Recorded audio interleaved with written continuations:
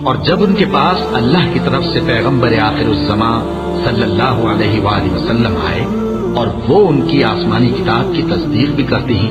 تو جن لوگوں کو کتاب دی گئی تھی ان میں سے ایک جماعت نے اللہ کی کتاب کو پیٹ پیچھے پھینک دیا،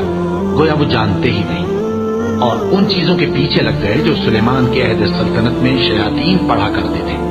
اور سلیمان نے مطلق کفر کی بات نہیں کی، بلکہ شیطان ہی کفر کرتے تھے کہ لوگوں کو جادو سکھاتے تھے، اور وہ یعنی بنی اسرائیل ان باتوں کے بھی پیچھے لگ گئے جو شہر بابل میں دو فرشتوں یعنی ہاروت اور ماروت پر اتری تھی،